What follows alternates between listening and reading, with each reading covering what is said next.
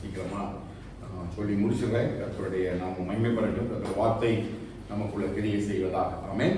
எல்லா வேதத்தை திருப்பி நம்ம நேற்று வாசித்த ரோமர் 12ஆம் அதிகாரத்தினுடைய முதல் வசனத்தை நம்ம எல்லாரும் எடுத்துக்கொள்ளலாம்.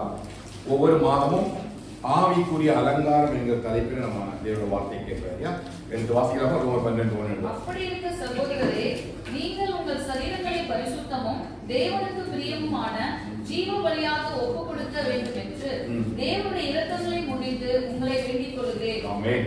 இதுவே நீங்கள் செய்யத்தக்க புத்தியுள்ள ஆராதனை. ஒரு புத்தியுள்ள ஆராதனை இல்லையா? நம்ம ஏற்கனவே அடிக்கடி நம்மளோட ஆராதனையில சொல்லப்படுகிற காரியங்களை நம்ம பார்க்கிறோம். நேற்றைய மாலை வேளையில சில காரியங்களை நம்ம தியானித்தோம். அதை ஒரு சின்ன ஒரு கிளான்ஸாக நான் சொல்லிவிட்டு மறுபடியும் சத்தியத்துக்கு நான் போக விரும்புகிறேன். கவனியுங்கள். அப்போஸ்தலனாகிய பவுல் ரோமர் சபைக்கு அவர் நிருபங்களை எழுதும் பொழுது ஒரு முக்கியமான ஒரு பாகத்தை வைக்கிறார். அப்படின்னா ஆராதனை குறித்து வைக்கிறார்.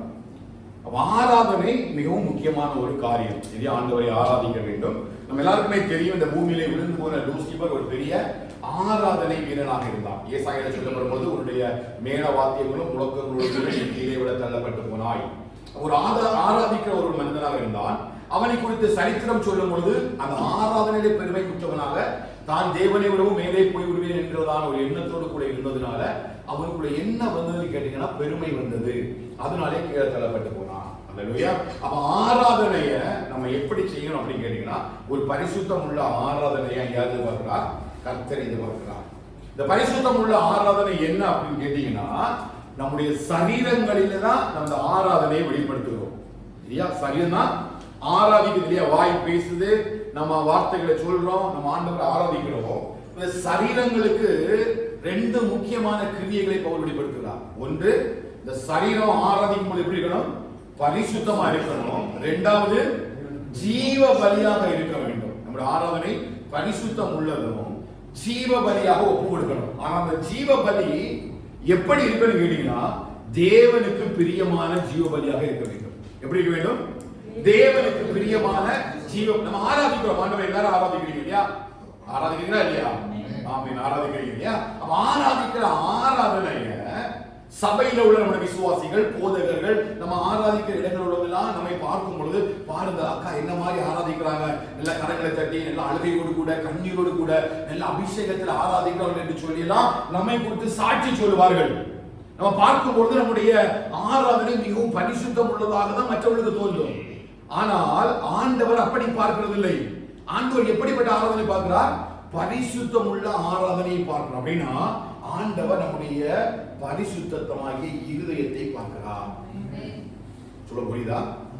சரீரத்துல பரிசுத்தத்தை கர்த்தர் பார்க்கிறார். இப்ப நான் நல்ல அந்நிய பாஷையில பேசிட்டு நல்ல ஆராதனை நடத்திட்டு நல்ல ஆராதனை கூட ஒரு நடிச்சுக்கிட்டு எனக்கு இவங்களை குறிச்சு ஒரு வருத்தம், இவங்களை குறிச்சு ஒரு பாரம், இவங்க மேல ஒரு கோபம், இவங்களை பற்றி ஒரு இருமனம், இவங்களை பற்றி ஒரு ரெண்டகம், இவங்களை பற்றி மாறுபாடு உள்ள ஒரு இருதயம், இப்படி ஏதாவது இருக்கும்னு சொன்னா இந்த ஆராதனை ஒருவேளை எனக்கு பரிசுத்தம் உள்ளதாக இருக்கலாம்.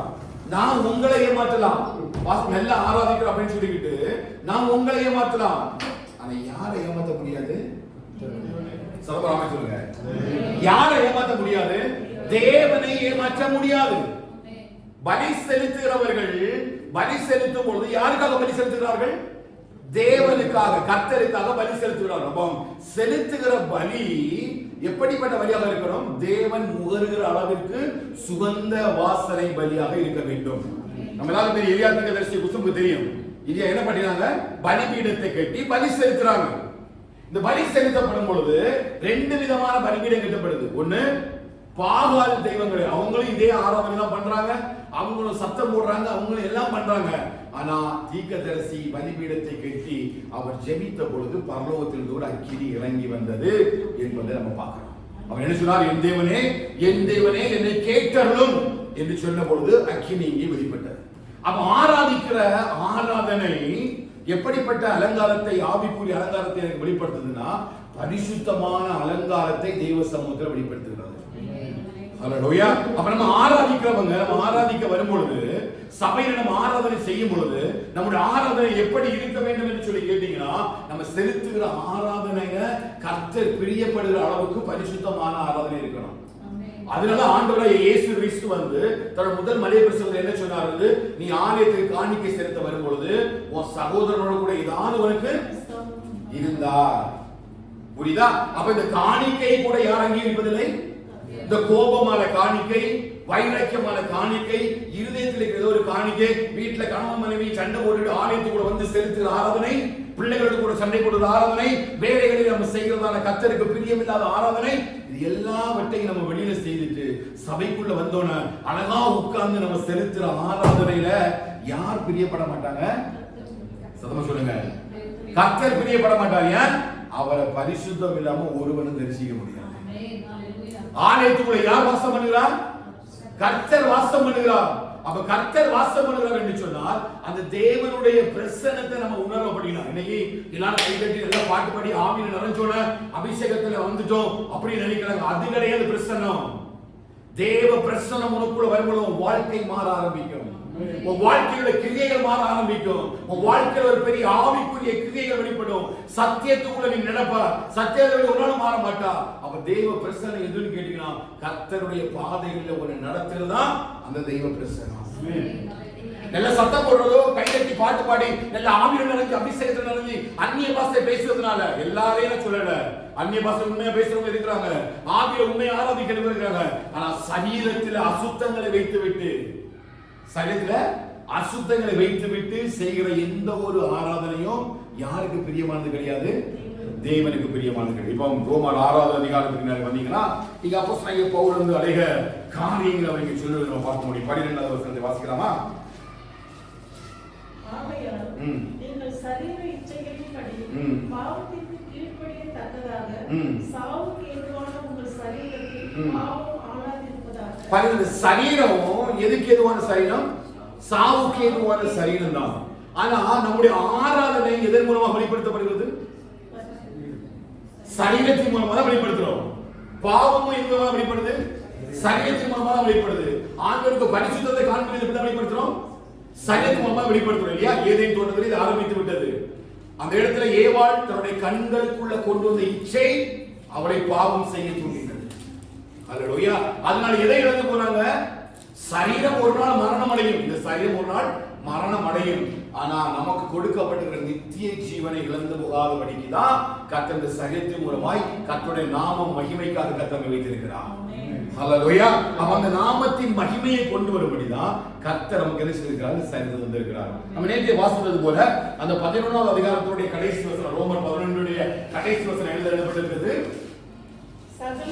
சகலமும் அவர் மூலமாயும் பாருங்க, சகலமும் அவர் மூலமாயும் அவருக்காகவும் அவருக்கும் என்றே இருக்கிறது. அப்படி இருக்க சகோதரரே, எப்படி இருக்க? இந்த சரீரம் யார் மூலமாக இருக்கிறது? ஆண்டவரால் உண்டாகிறீங்க. கவனிக்கிறீங்களா? இந்த சரீரத்தை யார் தந்திருக்கிறார்? இந்த சரீரத்துக்கு அதிகாரி யாரு? இந்த சரீரம் எதற்காக? கர்த்தருடைய நாமத்தின் மகிமையை செயல்படுத்துவதற்காக. ஹல்லேலூயா. அந்த சரீரத்தினுடைய சகல கிரியைகளும் எப்படி வெளிப்பட வேண்டும்? கர்த்தருடைய நாமத்தின் மகிமைக்காக வெளிப்பட வேண்டும். நான் என்ன நினைக்கிறோம்? எதை செய்தாலும் கர்த்தருடைய நாமத்தின் மகிமைக்காக செய்யுங்கள். புசித்தாலும் குடித்தாலும் கர்த்தருக்கு செய்யுங்கள். எதற்காக என்று சொன்னால் கர்த்தர் இந்த சரீரத்தின் மூலமாக மகிமைப்படுகிறார். ஹல்லேலூயா. கர்த்தர் சரீரத்தின் மூலமாக மகிமைப்படுகிறார். உலக மனுஷனுக்கு தெரியாது, அவன் இந்த சரீரத்தை என்னெல்லாமோ பண்றான். ஆனா கர்த்தர் நமக்கு இந்த சரீரத்தை தந்து அதுக்குள்ள ஒரு ஆத்துமாவை தந்து, இந்த ஆத்துமாவை எனக்கு ஜோசப்ங்கிற ஒரு மனுஷனுக்குள்ள ஒரு சரீரம் இருக்குன்னா இதுக்குள்ள என்ன இருக்குது? ஆத்துமா இருக்குது. இந்த ஆத்துமாவுக்கு வெளிப்படை இதுதான் இந்த சரீரம் இல்லையா? என்னை பார்க்கக்கூடிய பெயரை சொல்லும் பொழுது எல்லாரும் எதை பார்க்கிறாங்க? என் சரீரத்தை தான் பார்க்கிறாங்க, தவிர என் ஆத்துமாவை யாரும் பார்க்கிறது இல்ல. அப்ப இந்த ஆத்துமாவுடைய வெளிப்பாடு சரீரத்தின் மூலமாக தான் வெளிப்படுத்தப்படுகிறது. அப்ப என் சரீரம் எதை பிரதிபலிக்கிறதோ அதுதான் என்னுடைய ஆத்துமாவை வெளிப்படுத்துகிறது. அதெல்லாம் ஆண்டவர் சொன்னார், உடைய இருதயத்தின் நிறைவினால வாய்கள் பேசும். வாய் பேசுதா? அப்புறம் நம்முடைய பேச்சுகள், செயல்கள், எண்ணங்கள் எல்லாம் இந்த சரீரத்தின் மூலமாக தான் வெளிப்படுகிறது.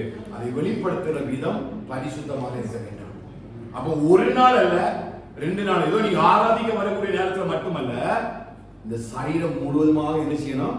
பரிசுத்தமாக இருக்க வேண்டும். 1-2 கொரிந்தியர் 5வது அதிகாரம் 10வது வசனத்தை வாசிங்க.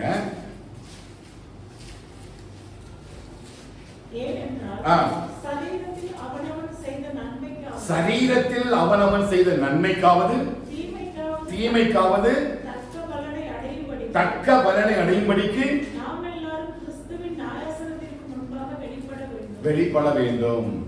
இவன் நம்முடைய சரீரத்துல நம்ம செய்கிற, என்ன கவனிங்க, நம்ம சரீரத்துல நாம் செய்கிற நன்மைக்காவது தீமைக்காவது. ஏன் சரீரத்தை பரிசுத்தமா பார்க்கணும் அப்படின்னா, இது பரிசுத்தமா பார்க்கறதுனால ஒரு புத்தி உள்ள ஆராதனை செய்யப்படுகிறது. இந்த புத்தி உள்ள ஆராதனை எதற்கு அப்படின்னா, நான் தேவ சமூகத்தில் போய் நிற்கும் பொழுது நான் சரீரத்துல செய்த நன்மைக்கானாலும் தீமைக்காவது. நீங்க நன்மை செய்தால் நீங்க நன்மையை பெற்றுக் கொள்வீர்கள், நீங்கள் தீமை செய்தால் தீமை சுதந்திரித்துக் கொள்வீர்கள். ஆனால் ஒருவரும் இந்த நியாய தீர்ப்பிலிருந்து மாறவே முடியாது. எது மாற முடியாது? நியாய தீர்ப்பிலிருந்து மாற முடியாது. ஹல்லேலூயா. இப்ப எல்லாருமே ஆண்டவராய் இயேசு கிறிஸ்து கிருபை உள்ளவர், இரக்கம் உள்ளவர் என்று தான் சொல்றாங்க. அவர் கிருபை உள்ளவரும் இரக்கம் உள்ளவர் தான். ஆனால் அவர் வரும்பொழுது நியாயாதிபதியாக தான் வருவாரே தவிர கிருபை உள்ளவராக வர மாட்டார். ஹல்லேலூயா. அவருடைய சரீரங்களை கர்த்தருக்கு என்று சொல்லி பரிசுத்தமான வச்சிருக்கணும். கர்த்தருடைய பார்வையில அது எப்பொழுது பரிசுத்தமாக இருக்கணும். ஏன் அப்படின்னா, கர்த்தர் நமக்கு தந்திருக்கிற சரீரத்துக்குள்ள நன்மையானாலும் தீமையானாலும் எதை விதைக்கிறோமோ அதை அறுப்பதற்காக ஒரு நாள் நியாயஸ்தானத்துக்கு முன்பாக நிற்க வேண்டும். இது ஏதோ மாம்ச சித்தத்தினாலேயோ புருஷ சித்தத்தினாலே இது கொடுக்கப்படவில்லை. யோவான் 1:3 சொல்லப்படுறது இல்லையா? மாம்ச சித்தத்தினாலேயோ புருஷ சித்தத்தினாலே அல்ல, தேவ சித்தத்தினால தான் கர்த்தர் வைத்திருக்கிறார். நம்ம எல்லாரும் கொடுக்கப்படுறது தேவனுடைய சித்தத்தின்படி. அப்ப இந்த சரீரத்தை பரிசுத்தமா பாதுகாப்பது எதற்காக அப்படின்னா, நம்ம ஒரு நாள் நியாயஸ்தானத்துக்கு முன்பாக நிற்கும் பொழுது இது என்ன செய்யக்கூடாது? மாறிடக்கூடாது. ஆமென். அவர் கொரிந்திய சபைக்கு எழுதும் பொழுது சொல்றார், நீங்கள் தேவனுடைய ஆலயமாக இருக்கிறீர்கள், கர்த்தருடைய ஆவியானவர் உங்களுக்கு வாசமாய் இருக்கிறார்கள் என்று சொல்லி அறியீர்களா? யாரு யாரு தேவனுடைய ஆலயம்? சத்தமா சொல்லுங்க. யார் தேவனுடைய ஆலயம்? நாம் எல்லாரும் தேவனுடைய ஆலயம். நமக்குள்ள யார் வாசமா இருக்கிறா? எல்லாருமே தேவனுடைய வாசமா இருக்கிறாரா? நம்ம எல்லாருமே தேவனுடைய ஆலயமா மாறிட்டோமா? நம்ம எல்லாருமே தேவனுடைய ஆலயமா வாழ்றோமா? நமக்குள்ள தேவனுடைய ஆவியானவர் வாசம் பண்ணுகிறாரா? தேவனுடைய ஆவியுடைய கிரியை வெளிப்படுத்துகிறோமா? நீங்க தான் பதில் சொல்லணும். நீங்க தான் ஆராய்ந்து பார்க்கணும். கலாத்தியர் அப்போஸ்தலன் பவுல் சொல்லும்போது, கிறிஸ்துவின் உடையவர்கள் மாம்சத்தையும் அதன் ஆசையையும் அதன் இச்சைகளையும் சிலுவையில் அறைந்திருக்கிறார்கள். நான் நேற்றுக்கே சொன்னேன், கிறிஸ்தவர்கள் அல்ல, கிறிஸ்து உடையவர்கள். புரியுதா? யாரு? கிறிஸ்து உடையவர்கள். அதே ரோமர் 8வது அதிகாரம் 10வது வசனத்தை அப்போஸ்தலன் பவுல் சொல்றார் பாருங்க. அந்த கிறிஸ்து உடையவரை குறித்து சொல்றார் பாருங்க. ரோமர் 8வது அதிகாரம் 10வது வசனத்தை வாசிங்க. மேலும் கிறிஸ்து உங்களில் இருந்தால் பாருங்க, மேலும் கிறிஸ்து உங்களில் இருந்தால் சரீரமானது பாவத்தின் நிமித்தம் மரித்ததாயும், சரீரம் பாவத்தின் நிமித்தம் மரித்ததாயும், ஆவியானது நீதி நிமித்தம் ஜீவனுள்ளதாயும், ஆவியானது நீதி நிமித்தம் ஜீவனுள்ளதாக இருக்கும். இப்ப யார் உங்களுக்குள்ள இருந்தா? உங்களுக்குள்ள யார் இருந்தா? சத்தமா சொல்லுங்க. உங்களுக்குள்ள யார் இருக்கிறா? கிறிஸ்து உங்க சரீரத்துக்குள்ள வாசம் பண்றாரா? நீங்க தேவனுடைய ஆலயமா இருக்கிறீர்கள் என்று சொல்லி உங்களை பிரதிபலிக்கிறீங்களா? என்ன கவனிங்க, வார்த்தை கவனிங்க. உங்க சரீரத்துக்கு உள்ள கிறிஸ்து இருக்கிறாரா? நீங்க கிறிஸ்து உடையவர்களாக இருக்கிறீங்களா? அவ கிறிஸ்து உங்களுக்குள்ள இருந்தாதான் உங்களுடைய சரீரம் எப்படி இருக்குது? பரிசுத்தமாக இருக்குது. அதனால கலாத்திய சபைக்கு பவுல் எழுதினாரு, கிறிஸ்து உடையவர்கள் தங்களுடைய ஆசையையும் அதன் இச்சையையும் அந்த மாம்சத்தையும் சிலுவையிலே அறைகிறார்கள். இவ சிலுவையில அறையப்பட்டாச்சு. இவ சிலுவையில எல்லாம் அறையப்பட்டு, ஆசை அதன் இச்சை என்னுடைய மாம்சம் எல்லாம் அறைஞ்சாச்சு இல்லையா? பிலிப்பியர் எழுதும்போது சொல்றார், நான் கிறிஸ்துவுடனே கூட சிலுவையில் அறையப்பட்டு இனி வாழ்வது யார் வாழ்றார்? கிறிஸ்துவே என்னில் வாழ்கிறார். கிறிஸ்து உடையவர்கள். மாம்சத்தையும் அதன் ஆசையையும் அதன் இச்சைகளையும் சிலுவையில் அறைந்து விட்டீர்களா? இது அறையப்படலனா நம்முடைய ஆராதனை புத்தி இல்லாத ஆராதனை. அதான் பவுல் சொல்றாரு, நீ புத்தியுள்ள ஆராதனை செய்கிறாய் என்று சொல்லி நீ இந்த வசனத்தை வாசிக்கிறதுனாலயோ, நீ புத்தியுள்ள ஆராதனை சொல்லி 2 கரங்களை உயர்த்தி நீ வானத்தை பார்த்து அழுகிறதுனாலயோ, கண்ணீர் வெடிக்கிறதுனால ஒண்ணும், ஒருவேளை பார்க்கிறவங்களுக்கு அது நல்ல பரிசுத்த புத்தியுள்ள ஆராதனை இருக்கிறார். ஆனா கர்த்தரை பார்க்கும் பொழுது அந்த பரிசுத்தம் உள்ள தேவன் வாசம் பண்ணக்கூடிய ஆலயமாய் உன் சரீரம் பரிசுத்தமா இருக்குதா? ஆசை அடங்கிட்டமா? உலகத்துடைய ஆசை எல்லாம் அடங்காச்சா? அந்த இச்சை அறையப்பட்டதா? மாம்சம் ஃபுல்லா அறையப்பட்டதா? இப்ப சொல்ல முடியுமா, நான் கிறிஸ்துவுடனே கூட சிலுவையில் அறையப்பட்டேன், இனி வாழ்வது என்னில யார் வாழ்றா? என்னில யார் வாழ்றா? என்னில யார் வாழ்றா? கிறிஸ்து என்னில வாழ்கிறார். அப்படி கிறிஸ்து உங்களில வாழும் பொழுதுதான் உங்க சரீரம் எப்படி மாறுது? பரிசுத்தமாய் மாறுது. ஹல்லேலூயா. அப்ப கிறிஸ்து உடையவர்கள் மட்டும்தான் அதை செய்ய முடியும். அப்ப மாம்சம் இன்னும் உங்களை உலகத்தினராக இருக்குது அப்படின்னா, இன்னும் உங்களை ஆசைகளும் இச்சைகளும் உங்களை உலகத்தினராக அழைத்துக் கொண்டிருக்குதுன்னா, மாம்சத்துக்குரிய ஆசைகள் உன்னை இன்னும் உங்களை நெருக்கி கொண்டிருக்குன்னா, இன்னும் நீங்க என்ன பண்ணப்படல? சிலுவையில அறையப்படவில்லை. நிறைய பேர் சொல்லி இருக்கிறாங்க, நாங்க ஞானஸ்நானம் எடுத்திருக்கிறோம், நாங்க ஜீவன்ல வந்துட்டோம், நாங்க பாவத்துக்கு மரித்து நீதிக்கு பிழைத்திருக்கிறோம். இது வெறும் வாழ்க்கை அல்ல, வார்த்தையாக தான் இருக்கிறது. எப்படி கிறிஸ்துவை பிரதிபலிக்கிறோம்? வார்த்தையில பிரதிபலிக்கிறோமா? வாழ்க்கையில பிரதிபலிக்கிறோமா? நம்முடைய வாழ்க்கை ரொம்ப முக்கியம். நம்முடைய வாழ்க்கை தான் நம்முடைய வாழ்க்கையில பரிசுத்தத்தை பிரதிபலிக்க முடியும். ஒரு வார்த்தையினால நம்ம உலகத்தை நம்ப வச்சிடலாம். எப்படியாயினும் பொய்யான வார்த்தைகளை சொல்லி பொய்யை நம்ப பண்ணி பொய்யான ஒரு தோற்றத்தை உருவாக்கி மாயையான ஒரு தோற்றத்தை உருவாக்கி மற்றவங்களை எல்லாம் நம்ம பரிசுத்தமா வாழ்றது போல நம்ப வச்சிடலாம். ஆனா யாரும் நம்பிக்க முடியாது. ஆண்டவராகிய தேவனை நம்ம ஏமாற்றவே முடியாது. ஏன் அப்படின்னா அவர் என்னுடைய பரிசுத்தத்தை பார்க்கிறார். ஒரு இடத்திலேயே கர்த்தருடைய பரிசுத்தத்தை பார்க்கிறார். என்ன பார்க்கிறேன்னா, அவர் எனக்குள்ள வாழும்படி இந்த இடம் பரிசுத்த ஆலயமாக இருக்கிறதா? அப்படி இருந்தாதான் அவர் என்ன செய்வாரு? என்னை ஆளுகை செய்வதா சொல்லுவாரு. நீங்கள் தேவனுடைய ஆலயமாய் இருக்கிறீர்கள் என்று சொல்லியும் கர்த்தருடைய ஆவியானவர் உங்களுக்குள்ள வாசமாய் இருக்கிறார் என்பதை நீ அறியீர்களா? அறிந்து கொள்கிறீர்களா? அது ரொம்ப முக்கியம். நீங்க ஒவ்வொரு ஆராதனைக்கும் நீங்க உங்களை சோதித்து பாருங்க. ஒரு ஆராதனைக்குள்ள போகக்கூடிய நேரம் ஒவ்வொரு நாளும், இன்றைக்கு ஆராதிச்சுட்டு நான் வெளியில போன பிறகு நீங்க மாறிடக்கூடாது. இந்த பரிசுத்த உணர்வு அனுதினமும் இருக்க வேண்டும். அப்படின்னா என்னை பின்பற்றுகிறவன் தன்னைத்தான் வெறுத்து தன் சிலுவை எடுத்துக்கொண்டு இன்றைக்கு ஆராதனைக்கு மட்டும் சபைக்குள் இருக்கிற நேரம் மட்டும் இல்ல, எப்போ மரண பரியந்தம் பின்பற்றீங்களா? Sometimes teacher is coming, understanding coming. Teacher is going, understanding going. சர்ச்சுக்குள்ள வரான பரிசுத்தம் வருது, சர்ச்சுக்குள்ள வெளியே போற நேரம் பரிசுத்தம் போயிடுது. விதைக்கிறவன் விதைக்க புறப்பட்டான். விதை எல்லா இடத்துலயும் ஒரே விதைதான். விடுகிற இடம் தான் பிரச்சனை. ஆனா விதையை அடித்து போயிடுறான், பிசாசு எடுத்துட்டு போயிடுறான். ஹல்லேலூயா. மாம்சத்தின் இச்சை, உலகத்தினுடைய கவலை, உலகத்தினுடைய நெருக்கங்கள் நெருக்கும் பொழுது எது எடுக்கப்பட்டு பார்த்தீங்களா? விதை எடுக்கப்படுது. அப்போ சரீரத்தை நம்ம பரிசுத்தமா பாதுகாக்கணும் அப்படின்னா கர்த்தர் நம்மளை வாசம் பண்ணும்படியான ஒரு சரீர பரிசுத்தம் நமக்கு தேவை. இது வழிபாடுகளுக்கு உரியதல்ல, மத சடங்குகளுக்கு உரியதல்ல. வந்த 3 பாட்டு பாடம் கைவிட்டா ஆராதிச்சோம், ஆமைன்னு சொன்ன முழங்கால் பண்ணிட்டோம், பரிசுத்தமா ஒப்பு கொடுத்தோம் சொல்லிட்டு போற மத சடங்குக்கான ஆராதனை அல்ல சபையே. கர்த்தர் உன்னை பார்க்கும் பொழுது ஒரு சரீரத்தை கதை பார்க்கிறார். ஹல்லேலூயா. சரீரத்தை பார்க்கிறார். நான் வெளியே நல்லா ஞாயிற்றுக்கிழமை இருந்து வியாழக்கிழமை ஜாலியா நல்லா ஊர் சுத்திட்டு அப்படியே பேசிட்டு வெள்ளிக்கிழமை காலையில வந்து வேத வசனத்தை எடுத்து போதிக்கிறதுனால ஒண்ணும் உங்களை உடனே ஏமாத்திக்கலாம். ஆனா என்ன ஒரு பார்க்கிறார். ஹல்லேலூயா. பவுல் சொல்ல நிக்கிற நானே ஆகாதவராய் போய் விடாதபடிக்கு என் சரீரத்தை ஒடுக்கி கீழ்ப்படுத்துகிறேன். ஆராதிக்கிற நானே ஆகாதவராய் போய்விடக்கூடாது. ஆவிக்குரிய சபையில் இருக்கிற நானே ஆகாதவனாய் போய்விடாதபடிக்கு ஒவ்வொரு நாளும் உங்க சரீரத்தை அது கோபத்தை கொண்டு வரும், அது சாபத்தை கொண்டு வரும், மற்றவங்க மேல பொறாமையை கொண்டு வரும், எரிச்சலை கொண்டு வரும், ரெண்டகத்தை கொண்டு வரும், மாறுபாடு உள்ள இருதயம் உங்களுக்குள்ள வரும். இதை எல்லாம் நீ ஆவியில இருந்தாதான் அதை மறுக்க முடியும். கவனிக்கிறீங்களா? இது எல்லாம் ஒரு மனிதனுக்குரிய இச்சைகளையும் ஆசைகளையும் உலகத்துக்குரிய கிரியைகளையும் இந்த பிசாசு கொண்டு வருமா? ஆனா உன்னுடைய இருதயம் தேவனுடைய ஆலயமாகவும் ஆண்டுடைய ஆவியானவரை வாசம் பண்ணும் பொழுது இவைகள் உன்னை மேற்கொள்ளவே முடியாது. என்ன வந்தாலும் சரி அதை செய்ய மாட்டான். தானியேல் புத்தகத்தில் வந்தீங்கன்னா தானியேல் 3வது அதிகாரம் 28வது வசனத்தை வாசிக்கலாமா? தானியேல் 3வது அதிகாரம் 28வது வசனம்.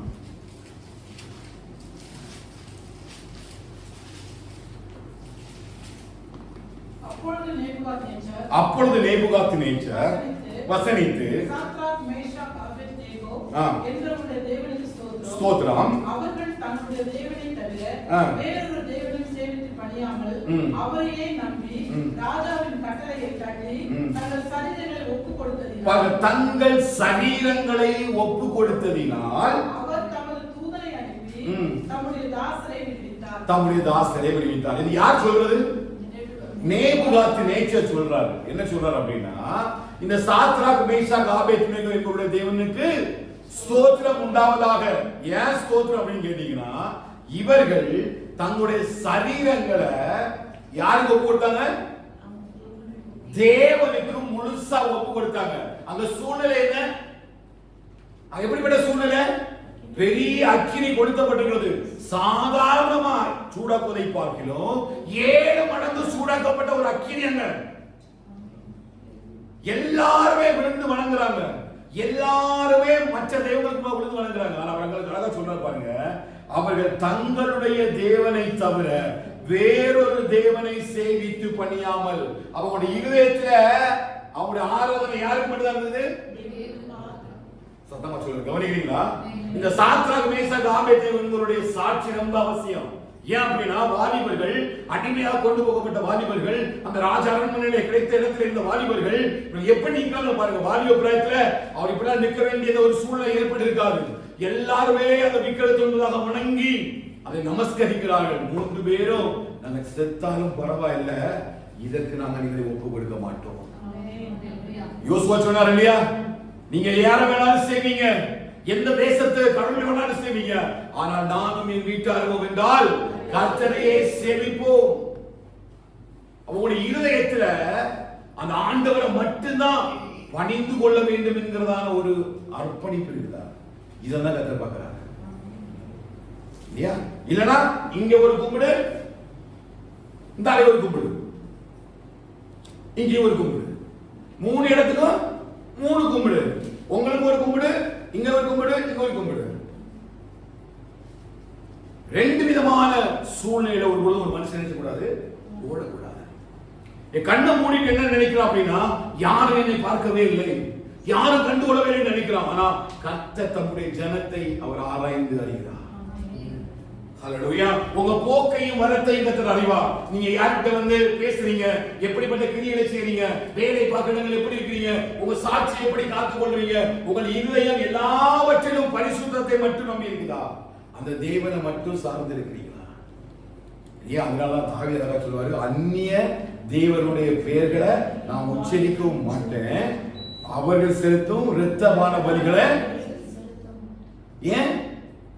என் வாயில் அபிஷேகம் இருக்குது, என் இருதயத்தில் கர்த்தர் அபிஷேகம் இருக்குது. ஒரு பொழுதுமே நான் இந்த சத்தியத்தை விட்டு விலகுற காரியம், வேத வசனத்துக்கு புறம்பான காரியம், தேவனை விட்டு விலகுற காரியம் ஒன்னும் என் இதயத்துக்குள்ள என்ன செய்யாது, வரவே வராதுப்பா. ஏன் அப்படின்னா என் சரீரத்துல பரிசுத்தத்தை எதிர்பார்க்கிறார். ஹல்லேலூயா. அவர் ராக்காலங்களில் இதயத்தை புறமிட்டு பார்த்தும் அவர் ஒன்றுமே காணாதவராக இருக்கிறார். அதனால அவர் சொல்ற காரியம் என்ன? என்னுடைய இருதயத்துல உங்களுடைய வார்த்தைகளை பாவம் செய்யாதபடிக்கு நான் வைத்திருக்கிறேன். அப்ப சரீரத்துல அவன் மிகவும் தெளிவா இருந்தான், அவன் பரிசுத்தமாய் தன்னை காத்துக் கொள்ளும்படி இருந்தான். அப்ப சரீர பரிசுத்தம் என்னன்னு கேட்டீங்கன்னா, நம்முடைய சரீரத்தில் இருக்கிற ஆசைகளையும் இச்சைகளையும் அதனுடைய எல்லா கிரியைகளையும் எங்க அறையணும்னு கேட்டீங்கன்னா சிலுவையில அடைச்சாங்க. இனி அதை எழுப்பவே மாம்சம் என்ன செய்யக்கூடாது? மாம்சம் எழும்பவே கூடாது. அது ஒரு நாளும் எழும்பி மேல வந்துட கூடாது. ஒவ்வொரு நாளும் பவுல் சொல்ற மாதிரி அது எழும்பும் பொழுதெல்லாம் அவர் தேவனுடைய வசனத்தை கொண்டு அடிக்கிறார். சரீரம் ஒவ்வொரு நாளும் எழும்புங்க, தேவனுடைய வார்த்தைக்கு விரோதமாய், தேவனுடைய சத்தியத்துக்கு விரோதமாய் அது ஒவ்வொரு நாளும் எழும்பும். ஆனா எழும்புற நேரத்துல யாரெல்லாம் அந்த சிலுவையில் அடிச்சு வச்சிருக்கிறாங்களோ அவங்க தான் கிறிஸ்துவுக்கு உள்ள தங்களை பரிசுத்தமாய் பாதுகாத்துக் கொள்ள முடியும். ஹல்லேலூயா. ஒரு வசனத்தை மட்டும் சொல்லி அடுத்த பகுதியில் நான் போறேன். ரோமர் 8ஆம் அதிகாரத்துக்கு நான் வருங்க. சரி, 6ஆம் அதிகாரம் 6வது வசனம் வாசிங்க. ரோமர் 6ஆம் அதிகாரம் 6வது வசனம் வாசிங்க. நாம் இனி பாவத்துக்கு ஊழியம் செய்யாதபடிக்கு பாவ சரீரம் ஒழிந்து போகும் பொருட்டாக நம்முடைய பழைய மனுஷன் அவரோடு கூட சிலுவையில் அறையப்பட்டது என்று. அதான் சிலுவையில் அறையப்பட்டது. யார் அறையப்பட்டாச்சு? இந்த பழைய மனுஷன் யாரு? பழைய மனுஷன் வந்து அறையப்பட்டுட்டான். இந்த பழைய மனுஷன் யாரு? நிறைய பேருக்கு தெரியல. மெய்யான நீதியிலும் பரிசுத்தத்திலும் பிபிஎஸ் நடத்துறோம், நிறைய தடவை பேசியிருக்கிறோம். மெய்யான நீதியிலும் பரிசுத்தத்திலும் சாயலா இருக்கிற வாசிக்க. எபிரேயர் 2ஆம் அதிகாரம் 24வது வசனம் அதிகமா வாசிக்க. எவ்வளவு மறந்து போகாம நிச்சயிக்கலாம். ஒவ்வொரு நாள் சொல்லி ஜெபிங்க. மெய்யான நீதியிலும் பரிசுத்தத்திலும் தேவனுடைய சாயலாக திரைக்கப்படுகிற புதிய பிரச்சனை மெய்யான நீதியிலும் பரிசுத்தத்திலும் தேவனுடைய சாயலாக சிருஷ்டிக்கப்பட்ட புதிய மனுஷனை தரித்துக் கொள்ளுங்கள். அப்ப பழைய மனுஷன் ஒருத்தன் இருக்கிறான். அந்த பழைய மனுஷன் எங்க அறையணும்? சிலுவையில் அறையணும். பழைய மனுஷன் யாரு? எபேசியர் 2வது வசனம் வாசிக்கலாமா? எபேசியர் 2 வாசிங்க. 2 முற்காலத்திலே என்று சொல்லும்போது பழைய மனுஷனுடைய நாட்களிலே, பழைய காலத்திலே இவ்வுலக வழக்கத்துக்கு ஏற்றபடி நடந்தவன் தான் யாரு? சொல்லுங்க. இவ்வுலக வழக்கத்துக்கு ஏற்ற உலகத்துக்குரிய பாரம்பரியம், உலகத்துக்குரிய வழிபாடு, என்னெல்லாம் நினைச்சாங்களோ, எதெல்லாம் விரும்பினாங்களோ அதையெல்லாம் செய்தாங்க. உலக மனுஷனோடு கூட கலந்து எல்லாவற்றையும் செய்தாங்க. அப்போ உலகத்துக்குரிய மனுஷனாகவும் உலகத்தின் வழக்கத்துக்கு ஏற்றபடியாகவும் இப்பொழுது கிரியை செய்கிற ஆகாயத்து அதிகார பிரபுவாகிய ஆவிக்கேற்றபடியாகவும் நடந்து கொண்டீர்கள். அவர்களுக்குள்ளே நாம் எல்லாரும் முற்காலத்திலே நமது மாம்ச இச்சையின்படியே பாருங்க. முற்காலத்தில் எப்படி நடந்தீங்க நீங்க? மாம்ச இச்சையின்படி. யாருபடி? நமது மாம்ச இச்சை. அவ்வளவு. இந்த மாம்சை எதெல்லாம் விரும்பிச்சோ, இந்த சரீரம் எதெல்லாம் விரும்பிச்சோ அதையெல்லாம். ஆனா இப்ப இந்த சரீரம் நம்முடைய கண்ட்ரோல்ல இல்ல. நீங்க கவனிக்கிறீங்களா? நான் சொல்ற புரியுதா? ஏன் ஆராதனை முக்கியம்னா, நீ ஆராதிக்கணும். நம்ம பரலோகத்துக்கு போறதுக்கு முன்பதாக ஒரு ஆராதனையாவது நம்ம புத்தி உள்ள ஆராதனை செய்யணும். நான் சொல்ல புரியுதா? எல்லாரும் ஆராதிக்கிறாங்க, எல்லாரும் துதிக்கிறாங்க, லைட் கட்டுறாங்க, ஆடுறாங்க, பாடுறாங்க, தூடுறாங்க. ஐயோ, ஆராதனைனா பார்க்க முடியாத அளவுக்கு ஆராதனை பண்றாங்க. ஆனா எல்லாம் புத்தி உள்ள ஆராதனை அல்ல. நான் சபைக்கு சொல்றேன் அப்படின்னா, கர்த்தர் ஆவியில் எதை விரும்புறேன் அப்படின்னா, நம்ம பரலோகத்துக்கு போறதுக்கு முன்னாடி ஒரு நாளாவது என்ன ஆராதனை செய்யணும்? புத்தி உள்ள ஆராதனை செய்யணும். அதான் பேசிட்டு இருக்கிறேன். அப்ப பழைய மனுஷன் எப்படி இருந்தா அப்படின்னா, மாம்ச இச்சையின்படியே வாழ்ந்தான். அப்படியே நமக்கு விரும்பினதெல்லாம் நம்ம செய்யணும். இந்த உலகத்துல அந்நியர்கள் இப்ப என்னெல்லாம் தேடி ஓடுறாங்க, அதெல்லாம் நம்ம செய்யணும். தொடர்ந்து வாசிக்க கதை. நம்ம எல்லாரும் உட்காரத்திலே நமது மாம்ச இச்சையின்படியே நடந்து நமது மாம்சமும் மனசும் விரும்பினவைகளை நமது மனசும் மாம்சமும்.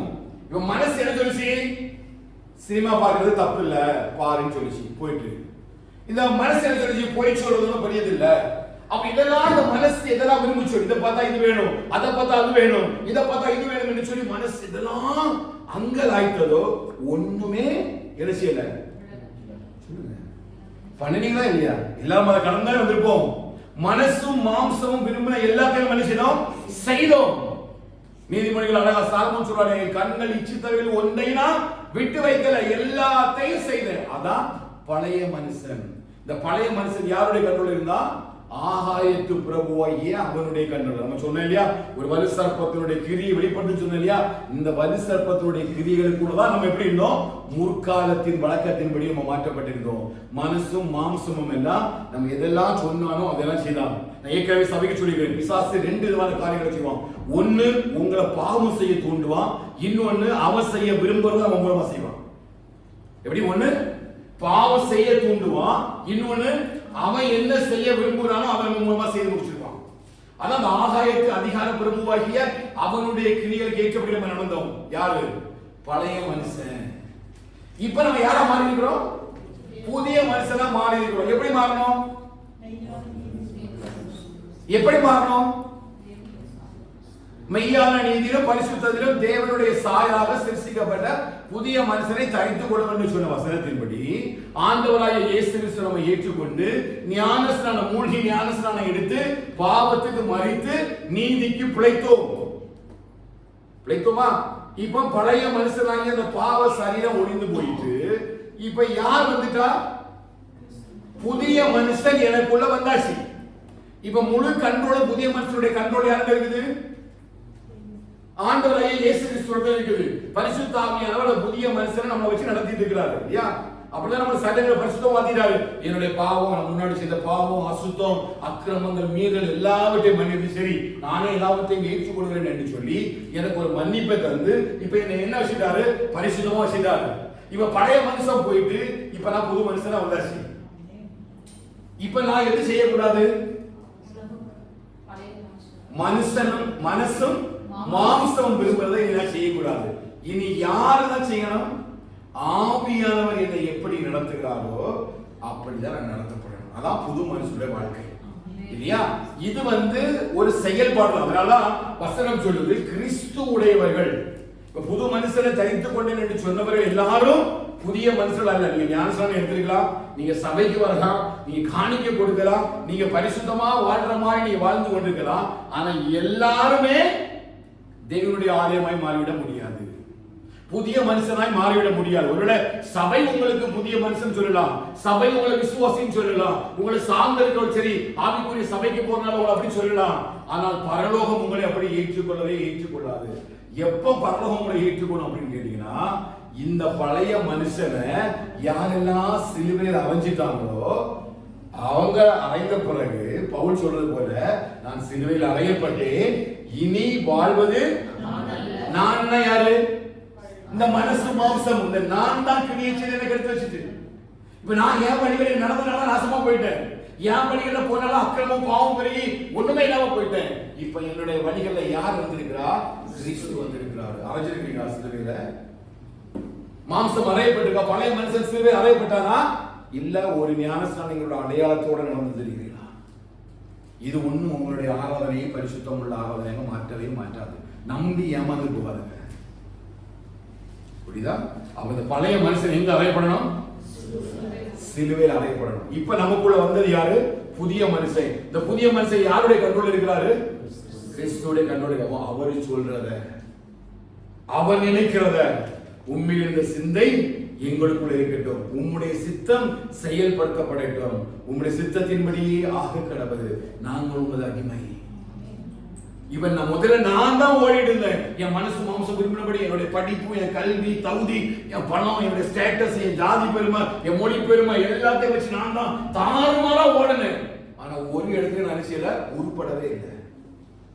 ஆனா ஒருவர் என்னை தெரிந்து கொண்டார். இப்ப அவர் என்னை ஆளுகை செய்து ஒரு புதிய மனுஷனை எனக்குள்ள வச்சு அவர் என்னை நடத்த விரும்புகிறார். அப்படின்னா இனி எனக்கு நான் அல்ல, நான் யாருக்கு அடிமையா இருக்கிறேன் பாத்தீங்கன்னா கிறிஸ்துவோட அடிமையா இருக்கிறேன். புரிஞ்சுதா? இப்ப நம்மளை யார் நடத்தணும்? கிறிஸ்து உங்களை நடத்துறாருன்னா நீங்க புதிய சிருஷ்டி தான். உங்களுக்குள்ள மாம்ச கிரியை ஒண்ணுமே இல்ல, மனசு மாம்சம் விரும்பினபடி ஒண்ணுமே இல்ல அப்படின்னா நீங்க யாரும் நடத்தப்படுறீங்க? இப்போ கலாத்தியர் பாத்தீங்கன்னா, கலாத்தியர் இன்னொரு அழகான வசனம் தவிர எழுதுவது பாருங்க. கலாத்தியர் 5வது அதிகாரம் 14வது வசனம் வாசிங்க. இன்னும் நான் சொல்லுகிறது என்னவென்றால், ஆவிக்கு ஏற்றபடி நடந்து கொள்ளுங்கள், அப்பொழுது மாம்ச இச்சையை நிறைவேற்றாதீர்கள். ஆவிக்கு ஏற்றபடி, அந்த ஆவி எந்த ஆவி? உங்களுக்குள்ள இருக்கிறது ஆவி. அதான் பவுல் சொல்றார், நீங்கள் தேவனுடைய ஆலயமாய் இருக்கிறீர்கள் என்று சொல்லி அறிவீர்களா? அந்த ஆவியானவர் உங்களுக்குள்ளே வாசம் பண்ணுறார் இல்லையா? அந்த ஆவியானவர் உங்களை நடத்துகிற வழிகளை நீங்க நடங்க. அப்படி நடந்தீங்கன்னா என்ன பண்ண மாட்டீங்க? மாம்ச இச்சைகளை நிறைவேற்ற மாட்டீங்க இல்லையா? அப்ப இந்த மாம்ச என்ன இச்சைன்னு கேட்டீங்கன்னா 19வது வசனத்துல சொல்றாரு பாருங்க, மாம்ச கிரியைகள், உபச்சாரம்,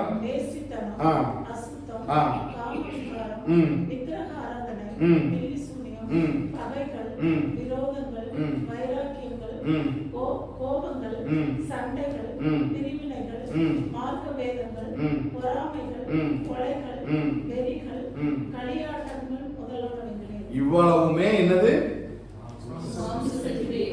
ஏதாவது கிரியை செய்தா இது நமக்குள்ள? இது எல்லாம் உள்ள இருந்துனா உள்ள யார் இல்ல? இப்ப என் பேர் வந்து புதிய மனுஷன். ஆனா புதிய மனுஷன் மட்டும்தான் என் பேரே தவிர புதிய மனுஷனுடைய கிரியை ஒண்ணுமே எங்க இல்ல? உள்ள இல்ல. உள்ள யார் இருக்கிறா? வாழ்றது பழைய மனுஷன், பேர் என்னது?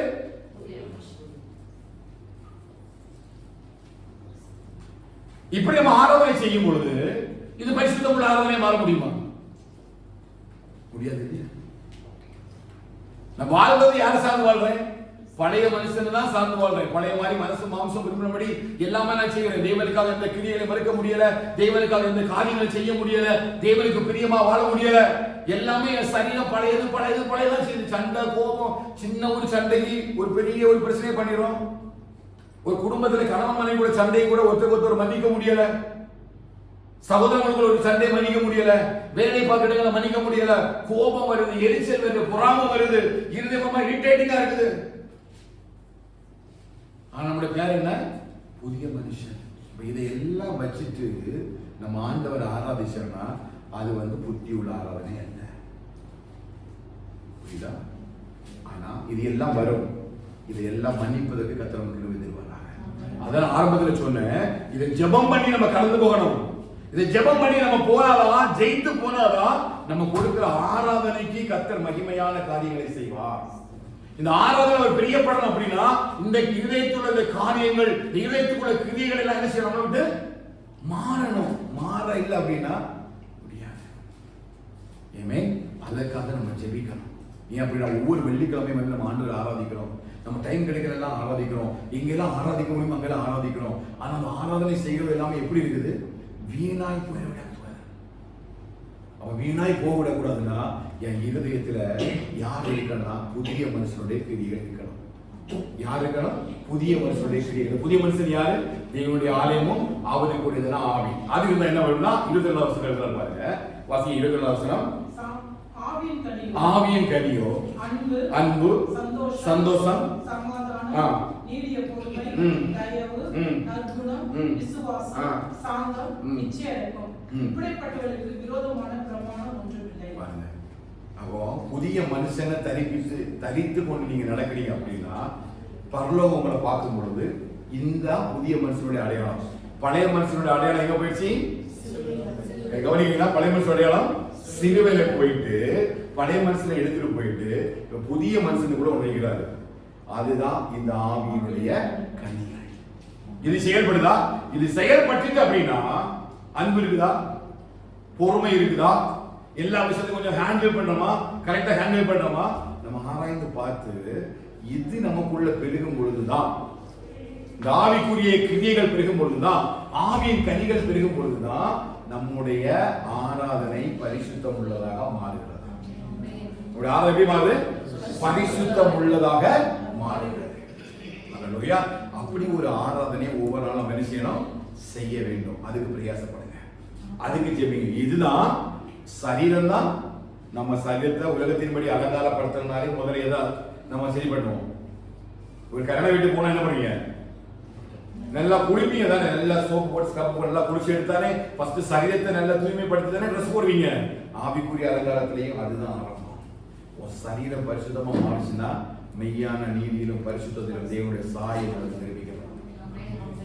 நீ சரீரத்தை அசுத்தமா வச்சுட்டு நல்ல நாத்தமா வச்சுட்டு நீ புது ட்ரெஸ்ஸை போட்டுட்டு போனா ஒன்னும் வேலைக்கு புரியுதா? ஒரு வேலையுமே நடக்கவே செய்யணும். கர்த்தர் எது கலைக்கலாம்னா உன்னை பரிசுத்தமா உள்ள நல்ல ஒரு சரீரத்தை தேவ சமூகத்தில் வைக்கிறது உங்க நினைக்கலாம்.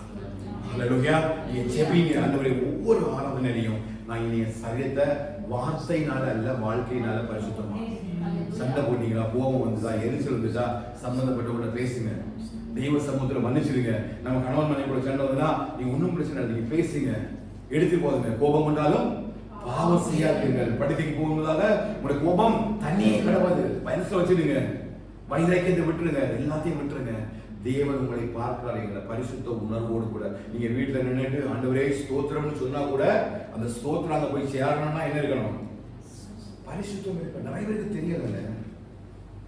நீங்க எல்லாத்தையும் மனசுக்குள்ள வச்சுட்டு மற்றவங்களை பற்றி எல்லா காரியத்தையும் இருதயத்துக்குள்ள அடிக்கி வச்சுட்டு நீங்க ஸ்தோத்திரம் சொல்லி கண்ணீர் விட்டு கதறினாலும் முழங்கால் பண்ணிட்டு ஜெபித்தாலும் இந்த ஸ்தோத்திரம் இந்த பில்டிங்கை தாண்டாது.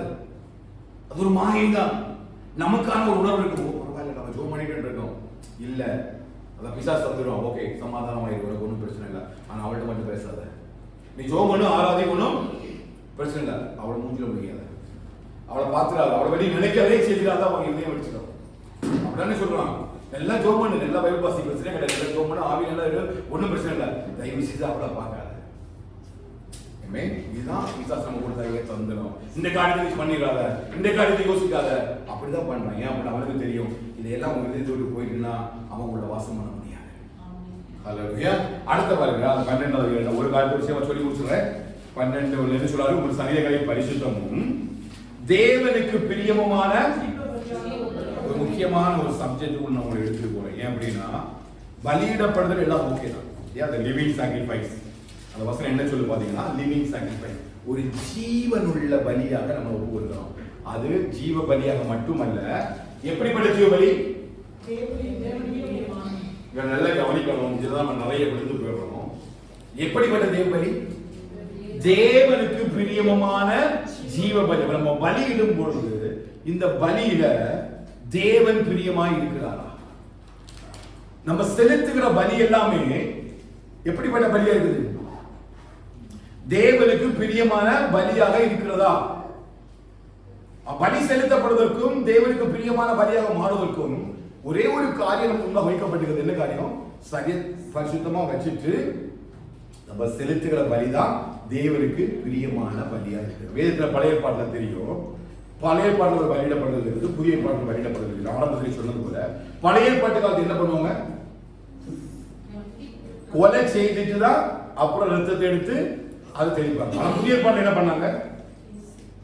இயேசு எப்படி கொடுக்கப்பட்டார்? ஜீவ பலியாக தான் நமக்கு முன்பதாக வெளியிறங்கமானார். தேவனுக்கு பிரியமான ஜீவ பலி. அப்போ நம்முடைய ஆராதனையில நம்மளை எப்படி வைக்கணும் கேட்டீங்கன்னா, பலிபீடத்துல உயிரோட வச்சிருக்கணும்.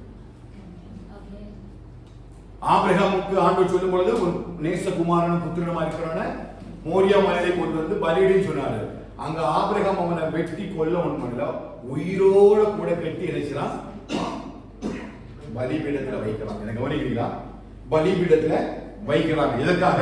இந்த பலி செலுத்தப்படும்படிக்காக.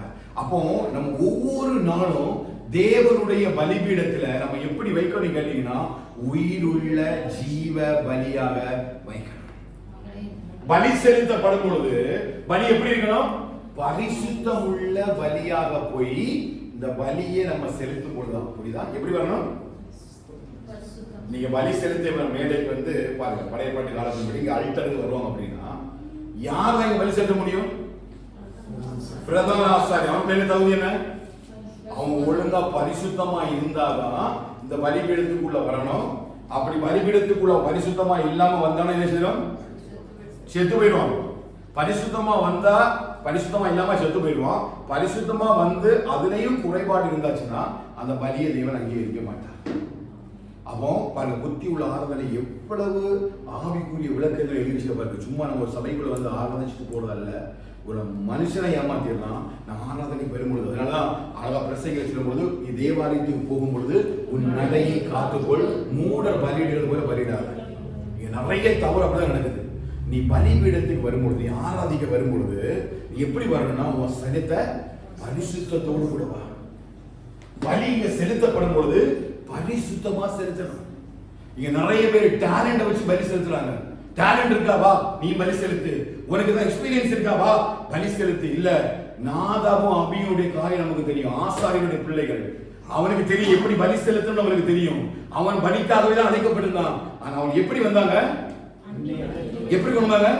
அந்நியாக்கி. ஆண்டவர் அழகான வார்த்தை சொல்றாரு பாருங்க.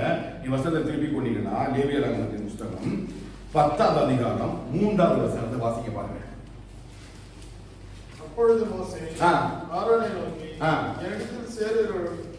என்னிடத்தில் சேருகிறவர்களாலே நான் பரிசுத்தம் பண்ணப்பட்டு சகல ஜனங்களுக்கு முன்பாக நான் மகிமைப்படுவேன் என்று கர்த்தர் சொன்னது இதுதான் என்றார். என்ன சொன்னாரு?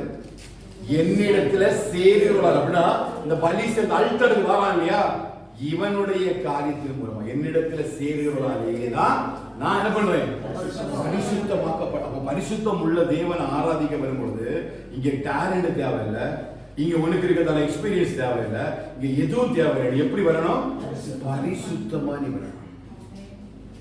நிறைய அந்நிய அக்கினிகள் ஆலயத்துக்குள்ள கொண்டு வந்து பலியிடுறாங்க. ஆனா கர்த்தர் கிருபை உள்ளவராய் மன்னிக்கிறதுனால இன்றைக்கும் அப்படியே இருக்கிறாங்க. அதோட வேதத்தின்படி ஒருத்தன் நல்ல தேவனுக்கு பிரியமான பலியை செலுத்த வரணும்னா அவன் எப்படி வரணும்னா அபிஷேகம் பண்ணப்பட்டவனாக வரணும்.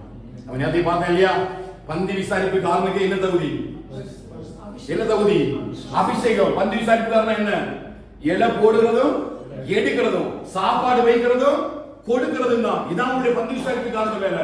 அப்ப பந்தி விசாரிப்புக்காரனுக்கு அப்போஸ்தலன் பவுல் சொல்றாரு, நீங்க பரிசுத்த ஆவியிலும் ஞானத்திலும் நற்சாட்சியிலும் நிறைந்தவனை பார்த்து அப்ளை பண்ணுங்க.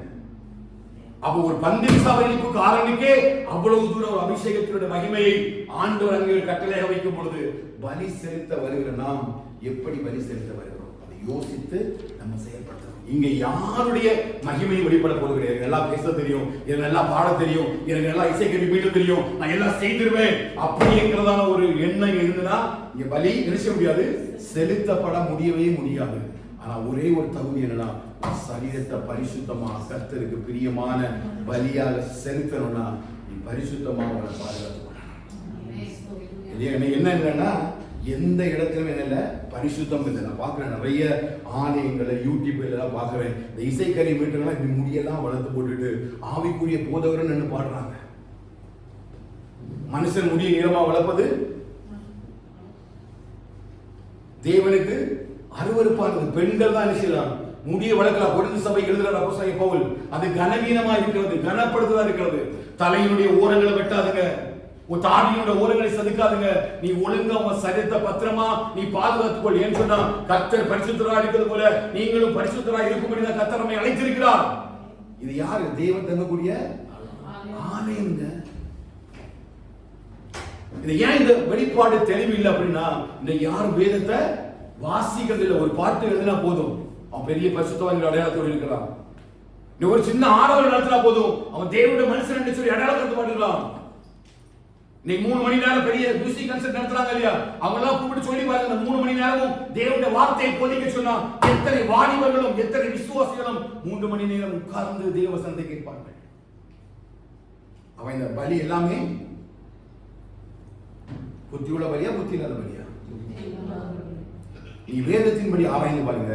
ஒரு சபை போதகனா நான் சொல்றதை நம்பாதுங்க, வேதத்தின்படி நீ உங்களை ஆராய்ந்து பாருங்க. அந்த ஒரே காரணத்தினாலதான் ஆண்டவர் வந்து நாதாபையும் அபிமையும் அடிச்சாரு. ஏன்னா அவருக்கு நல்லா தெரியும் அது எப்படி செய்யணும், என்னென்ன. ஆரோனுக்கு வந்து மோசை கட்டளைட்டு மோசை மூலம் ஆரோனுக்கு சொல்லி ஆரோனுடைய பிள்ளைகளுக்கு சொல்லி அவங்க பலி செலுத்துறவங்க அவனிடத்துல சேருகளா தான் கத்த மகிமை பார்ப்போம். இங்க வந்து நான் என்னைக்காவது இங்க பரிசுத்தமா இல்லாம வந்திருந்தேன் அப்படின்னா நான் என்னையே நான் சோதித்து பார்க்கிறேன். ஒரு நாளும் நான் இங்க பரிசுத்தம் இல்லாம நான் வந்திருந்தேன் அப்படின்னா, ஒரு நாளும் நான் செய்யாம வந்திருந்தேன்னா கண்டிப்பா இதற்குள்ள தண்டனை எனக்கு உண்டு. கண்டிப்பா உங்க கண்கள் அதை காணும். உங்களை இப்ப நான் ஏமாத்திடலாம், ஆனா கண்கள் நிச்சயமா இதை காணும். ஓப்பன் சேலஞ்ச் சொல்றேன், கர்த்தரை அறிகிறார், கர்த்தர் இங்கே வாசம் பண்ணுகிறார். அல்லேலூயா. அப்ப தகுதி என்கிறது ரொம்ப முக்கியம். ஏன்னா நம்ம ஏதோ உலக மனுஷனுக்கு ஒன்று ஆராதனை செய்யல, அவர் சர்வ வல்லமை உள்ள தேவன், எரிச்சல் உள்ள தேவன். இன்னொருத்தர் நம்ம காட்டி தர பாருங்க, 1 ராஜாக்களுடைய புஸ்தகம் வந்து பாருங்க 13வது சீக்கிரம் முடிச்சு முடிச்சிருக்காங்க. சாரி போயிட்டு 1 ராஜாக்கள் 13வது அதிகாரம் 33வது வசனத்தை வாசிங்க. 13:33.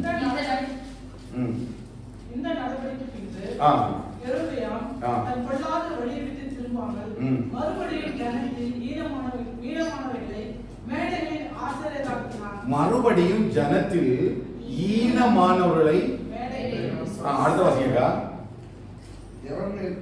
எவன் மேல் அவனுக்கு மனதிருந்ததோ அவனை பிரதிஷ்டை பண்ணினான். அப்படிப்பட்டவர்கள் மேடைகளில் ஆசீர்வதித்தார். இன்னைக்கு இதெல்லாம் நடக்குது. யாரை விரும்புறாங்களோ யூஸ் பண்ணிப்பாங்க. இவங்களை பிடிச்சிட்டா யூஸ் பண்ணிப்பாங்க, அவங்களை பிடிச்சிட்டா யூஸ் பண்ணிப்பாங்க. யாரு வேணாலும் எனக்கு ஆசாரியனாகலாம் என்ற ஒரு பெரிய ஒரு மாற்று அடை வந்துருச்சு மேடைக்கு மேல இல்லையா? என்ன காரணம்னா எப்படி பயன்படுத்தப்படணும் அப்படிங்கிற ஒரு காரியமே இல்லை. பரிசுத்தமும் தேவனுக்கு பிரியமான ஜீவ பலியா மாறினா மட்டும்தான் அது பரிசுத்தம் உள்ள ஆராதனை நடத்த முடியும். நான் எப்பவுமே சொல்லுவேன், இது அபிஷேகம் பண்ணப்பட்டவங்க மட்டும்தான் அல்டர், மற்றவர்களுக்கெல்லாம் ஸ்டேஜ். இது பெர்ஃபார்மன்ஸ் ஏரியா கிடையாது, இது பலி செலுத்துகிற இடம். என்ன பலினா பரிசுத்தமும் தேவனுக்கு பிரியமுமான ஜீவ பலி. ஆண்டவர் இறைவனுக்கு மறுபடியும் சொல்றாரு, ஈனமானவர் அப்படின்னா அந்த இனத்திலே அந்த நெய்வேறு இல்லாதவங்கள, ஊழியத்துக்கு அழைக்கப்படாதவங்கள, சும்மா அவங்களோட டேலண்ட பார்த்து, அவங்களோட ஸ்டைலை பார்த்து, அவங்களோட அழகை பார்த்து எல்லாரையும் கொண்டு ஸ்டேஜில் ஏற்றி மேடைகள் எல்லாம் போட்டான். ஆனா அவனை குறித்து வேதம் சொல்லும்போது வசனத்தை வாசிக்க முடியும்னா அந்த 13வது அதிகாரம் 34வது வசனத்தை வாசிங்க.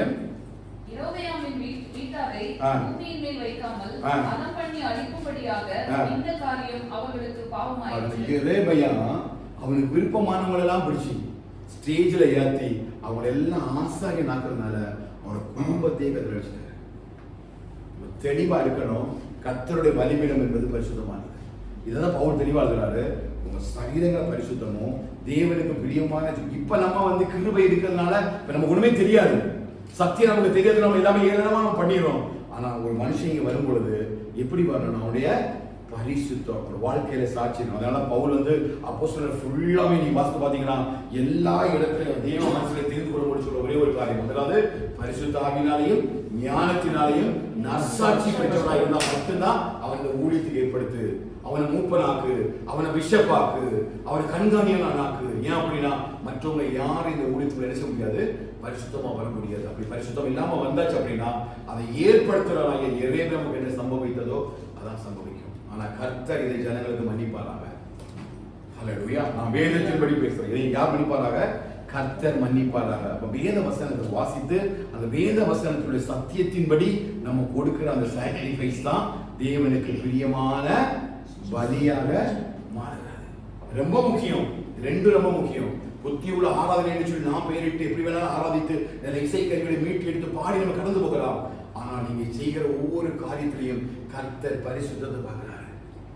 ஹல்லேலூயா. அந்த பரிசுத்தமா செயல்படுகிற காரியம். அதனாலதான் அவ்வளவு ஆசாரியர்கள் எல்லாம் ஏற்படுத்தும் பொழுதும் அவ்வளவு தூரம் ஆரோனுக்கும் மோசைக்கும் இவ்வளவு தூரம் நடைமுறைகளையும் கொடுத்தது எதற்காக தெரியுமா?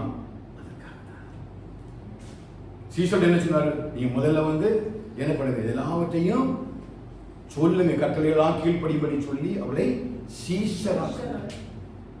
அவ எல்லாவற்றையும் பலி செலுத்தப்படுறதுக்கு நம்ம எப்படிப்பட்ட பலி, நம்ம வீட்டுக்குள்ள நம்ம ஜெபிக்கிற ஜெபம், நம்ம வீட்டுக்குள்ள செலுத்துகிற பலியாக இருக்கிறான். இது எல்லாத்துலயுமே சில பேர் நான் ஊர்ல எல்லாம் பார்த்துருக்கிறேன், சில கணவன் மனைவி சண்டை போடும். எங்க வீட்டுல சில நடக்கும், எங்க அம்மா அப்பா சண்டை போட்டுட்டு எங்க அப்பா ஒரு இடத்துல இருப்பாரு, எங்க அம்மா ஒரு இடத்துல பாட்டு பாடிட்டு இருக்கும், நல்லா ஆங்கிலம் பாடி பாட்டு. எங்க அப்பா ரூம்ல தனியா இருப்பாரு. ரெண்டு என்ன நடக்கும், பெரிய சண்டை நடந்துருக்கு. நாங்கள் டியூஷன் முடிச்சு வருவோம், ரெண்டு பேர் இருக்கிறத பார்த்தாலே நமக்கு தெரியும் இன்னைக்கு வீட்டில் ஏதோ பிரச்சனை இருக்கு அப்படின்னு. நிறைய பார்த்துருக்கிறேன். இந்த பலியெல்லாம் செலுத்தப்படுமா? இந்த பலியெல்லாம் அங்கீகரிப்பாரா? எங்க அம்மாட்ட நேர்ந்து சொல்லிட்டு இதெல்லாம் பலி அங்கீகரிப்பாரா? அங்கீகரிக்க மாட்டாரு. எப்படி அங்கீகரிப்பாரு? எங்க அம்மாவுக்கு எங்க அப்பாவும் மன்னிக்கிறதுக்கே ஒரு குணம் இல்லை அப்படின்னா எங்க அம்மா என்னதான் பாட்டு பண்ணாங்க எழுதாது. ஒருவேளை எங்க அம்மா பாட்டு பாடுறவங்களோட திருப்தி எங்க அம்மா இருக்கும். இன்னைக்கு நம்ம ஜோம் பண்ணோம், நம்ம ஆண்டவர் ஆராதிச்சோம் அப்படின்னு ஒரு எண்ணம் இருக்கலாம். அவன் யார் மகிமைப்பட மாட்டா? அது புத்தி இல்லாத ஆராதனை. இப்போ ஆண்டவர் பரலோகத்துக்கு போகும்பொழுது எங்க அம்மா சொல்லுவாங்க, ஆண்டவர் நான் இத்தனை நாள் ஜோம் பண்ணனே, இத்தனை நாள் ஆராதிச்சேனே அப்படின்னு அம்மா கேட்கல. நான் ஆண்டு கேட்பாரு, மகளே எத்தனை நாள் நீ புத்தி உள்ள ஆராதனை பண்ணல, என்னைக்கு எனக்கு பிடிச்சமான ஜீவ பலியாக நீ செலுத்தின இல்லையா? Yes or no? நான் என் குடும்பத்தை வச்சு நான் எங்க அம்மா அப்பாவோட வாழ்க்கை நான் பார்த்துருக்கேன். எங்க அம்மா அப்பா கிட்ட ரட்சிக்கப்பட்டு 45 வருஷம் 50 வருஷம் இருக்கும். நான் சிறு பிள்ளையா இருக்கும் பொழுது எங்க அம்மா ரட்சிக்கப்பட்டு ஆலயத்துக்கு போறாங்க. எல்லாம் நகையெல்லாம் கலத்தி பரிசுத்தமாக தான் வாழ்றாங்க, எல்லாம் வாழ்றாங்க. ஆனா சின்ன சண்டை வீட்டில் சண்டை பண்ண 2 நாள் 3 நாள் பேச மாட்டாங்க, அவ்வளோ இருப்பாங்க. எனக்கு நல்லா தெரியும். ஆனால் இப்பெல்லாம் யோசிக்கிறேன், இந்த வார்த்தைகளை யோசிக்கிறேன்னா ஞாபகத்தில் இருக்கும். எங்க அம்மா நிறைய புத்தி இல்லாத ஆராதனை பண்ணிருக்குது. ஹல்லேலூயா. அந்த தவறு நம்ம பேசக்கூடாது, பண்ணிடக்கூடாது. ஹல்லேலூயா. நான் தைரியமாக சொல்றேன், நான் ஒரு நாள் எங்களோட சண்டை போட்டுட்டு ஒரு நாளுமே நான் பேசாம இருக்க மாட்டேன். இவ்வளோ எங்களோட சண்டை நடந்தாலும் அன்னைக்கு நானே போய் பேசுவேன். ஏன்னா எனக்கு மன சமாதானம் முக்கியம், எனக்கு கர்த்தர் என்ன நடத்துறாரு முக்கியம். நான் சண்டை போட்டுட்டு உங்களுக்கு பிரச்சனை பண்ண கர்த்தரை மன்னிப்பாராக மனைவி இங்கே இருக்கிறவங்களுக்கு தெரியல. ஒரு நிறைய சண்டை நடக்கும், ஆனால் ஒரு நாளுமே அவளை நினைச்ச மாட்டேன், பேசாம நான் இருக்க மாட்டேன், நானே போய் பேசுவேன். ஏன்னா எனக்கு மன சமாதானம் முக்கியம். ஏன்னா கர்த்தர் என்னை பார்க்கிறார். வசனத்தில் வாசிக்கிறது மாத்திரமல்ல, அதன்படி வாழல் நான் வருவேன். அதன்படி வாழலைன்னா நான் உங்களுக்கு ஊழியம் செய்து நான் எனக்கு பிரோஜனம் இல்லை. நான் எப்பவுமே ஆண்டோட சொல்லுவேன், ஆண்டவரே என்னைக்காவது ஒரு இடத்துல தவறு பண்ணி நினைச்சுன்னா நான் ஊருக்கு கூட்டிட்டு போயிடுவேன். நான் என்ன ஏமாத்துறது மேலாம எனக்கு தந்திருக்க 10 குடும்பங்களையும் நான் நினைச்சக்கூடாது, ஏமாற்றக்கூடாது. நீ என்ன சொல்லுவீங்க, பாஸ்டர் நமக்கு ஜெபித்து வசனத்தை கொண்டு வரான்னு சொல்லி வரக்கூடிய நேரத்துல நான் மனசு மாம்சம் எல்லாம் விரும்பினபடி வாழ்ந்துட்டு நான் உங்களுக்கு முன்னாடி பலி செலுத்தும் பொழுது அது ஒருவேளை உங்களுக்கு பார்க்க நேரம் நல்ல பலியா இருக்கிறான், அது தேவனுடைய பார்வையில புத்தி இல்லாத பலி. நாளைக்கு நம்ம எல்லாரும் சேர்ந்து நிற்கும் பொழுது ஆண்டவர் கேட்பாரு, சொல்லுவார், உங்க முன்னாடி சொல்லுவாரு, இந்த பாஸ்டர் எதுக்கு நம்பினா இந்த மாதிரி செலுத்தினாலுமே புத்தி இல்லாத ஆராதனை. எவ்வளவு மோசமான காரியம். இதை ஆராய்ந்து பாருங்க, நம்ம எப்படிப்பட்ட பலி நம்ம செலுத்துறோம். பலி செலுத்தும் போது நம்முடைய பலி புத்தி உள்ள பலியா இருக்குதா?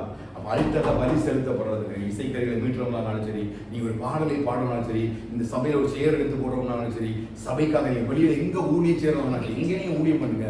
ஆனா எப்பொழுது உங்களுக்கு ஒரு ஞாபகம் இருக்கணும், உங்க சரீர பரிசுத்தமும் நீங்க செலுத்துகிற பலி தேவனுக்கு பிரியமான பலியா இருக்கணும். அப்பதான் வசனம் என்ன செய்யும், கிரியை செய்யும். அவன் நீங்க படுகிற எல்லா பிரயாசங்களையும் மறந்து விடுவதற்கு அநீதி உள்ள தேவன் அல்லவே. நீங்க பிரயாசப்படுறீங்க, பாடுபடுறீங்க, இந்த பாடும் பிரயாசம் எல்லாம் எப்படி இருக்குன்னா புத்தி இல்லாததா இருக்குது. புத்தி இல்லாத ஆராதனையும் புத்தி இல்லாதவர்களும் கைவிடப்படுவார்கள். அதனால ஆண்டவர் முதல் மலைவசங்களை சொல்றார், வசனத்தின்படி கேட்டு நடக்கிறவன் புத்தி உள்ள மனுஷன் கற்பாறை மேல் வீடு கட்டினவன். வசனத்தை கேட்கிறான், அதன்படி செய்கிறான். பெருமழை வந்தது, காற்று அடித்தது, புயல் வந்தது, ஒண்ணுமே அகலா இருந்தது. புத்தி இல்லாத ஒரு மனுஷன் கட்டிட்டு இருக்கிறான். மண்ணை வாரி வச்சு வீடு கட்டு, சின்ன பிள்ளைகள் வீடு கட்டுற மாதிரி வீடு கட்டுறான். ஒரு சின்ன காத்துக்கு எது செய்யாது. நமக்கு தெரியும் புத்தி உள்ள ஆராதனை எது, புத்தி இல்லாத ஆராதனை எது. இங்க மட்டுமல்ல, எல்லா இடங்களையும் எங்கெல்லாம் போறீங்களோ, எங்கெல்லாம் இருக்கிறீங்களோ, எங்கெல்லாம் ஆண்டவரை ஆராதிக்கிறீங்களோ, எல்லா இடத்துலையும் உங்க இருதயம் மற்றவங்களை குறிச்சு கவலைப்படாதுங்க. யார்கிட்டையும் சாரி கேட்க தயங்காதுங்க. ஒருவருக்கு ஒரு அன்பு செலுத்த வளர்க்காதுங்க. எந்த காரியத்தையும் மனசாம இருந்தா பேசுறீங்க, விட்டுருங்க. அப்படி ஒரு பொய்யான புத்தி இல்லாத ஆராதனை செய்யாதுங்க. புத்தி உள்ள ஆராதனை கொண்டு வாருங்க. நீங்க அப்போ அந்த ஆராதனை செலுத்தி பலிபீடத்தை செலுத்தி ஒரு பலி செலுத்தும் பொழுது நீங்க உங்க பலிபீடத்தை சுற்றிலும் வாய்க்கால்கள் எல்லாம் வெட்டி தண்ணீராக ஓடினாலும் நீங்க சொன்ன போதும், என் தேவனே என் தேவனே என்னை கேட்கறது என்று சொன்ன பொழுது பரலோகத்தில் அக்கினி இறங்கி, அக்கினி மட்டும் இல்லை, அந்த நீர்க்காலை எல்லாம் பட்சித்து கொண்டது. அப்படி நம்ம ஜெபிக்கும் பொழுது சபையில வரவங்களுக்கு நம்ம தனியா ஒன்று ஜெபிக்க வேண்டாம். புதிய ஆத்துமாக்கள் உள்ள வரும் பொழுது அவர்களையும் அக்கினி பற்றி எரிய பண்ணாங்க. அக்கினி எழும்ப எழும்ப எழும்ப நம்ம ஆவியில பெருளாய் மாற ஆரம்பிப்போம். எந்த சூழ்நிலை வந்தால் அக்கினி அபிஷேகம் எனக்குள்ள இருக்கும் பொழுது என்னால் எழுப்பி ஓட முடியும். பரிசுத்த ஆவியானவர் என்ன ஏபிசி இருப்பாரு, பரிசுத்த ஆவியை கொண்டு போய் இருப்பாரு. பிலிப்பை போல அப்படியே தூக்கி வனாந்தரத்துக்கு கொண்டு போய் சுவிசேஷம் சொல்ல வச்சுட்டு மறுபடியும் எந்த விசா டிக்கெட் இல்லாம மறுபடியும் உங்களை தூக்கி கொண்டு எங்க விடணுமோ அங்கெல்லாம் கத்தர் கொண்டு உங்களை வைப்பாரு. கத்தர் உங்களை பலிகளை பிரியமாக இருக்கிறார். பிரியமுள்ள பலிகளை செலுத்துற மேல கர்த்தர் பிரியமாக இருக்கிறார். அவர் அந்த பிரியமான வாசனையை சுகந்த வாசனை வழியாக உயர்த்திருக்கிறார். அப்படிப்பட்ட பலியை ஒரு நாள் செலுத்துங்க. அந்த பலி மேன்மையை கொண்டுறோம். அந்த பலியில கர்த்தர் கிருபை உள்ளவராக, இரக்கம் உள்ளவராக இருப்பார். பாகாலுடைய எல்லா தெய்வங்களையும் வெட்டும்படி கர்த்தர் ஒரு புதிய பலனை கண்டு கொள்வார். அல்லேலூயா. ஒடிச்சு ஒடிச்சு ஓடி ஓடி நடந்தான். இவங்கெல்லாம் பார்த்து நடந்தான். அந்த பலி செலுத்தப்பட்ட இறங்கி ஒருத்தரை விடாம வெட்டுங்கிறான். அத்தனை பேர் வெட்டி கொண்டு போறான்னு சொல்லி வேதம் சொல்லுது. அந்த பலி அவ்வளவு பெரிய பலியா இருந்தது, ஒரு அபிஷேகத்தினுடைய பலியாக இருந்தது. அவன் எல்லாத்தையும் விட்டுருங்க, நம்மளை பரிசுத்தப்படுத்திக் கொள்ளுங்க. இயேசு கிறிஸ்து சீக்கிரம் வர போகிறார்.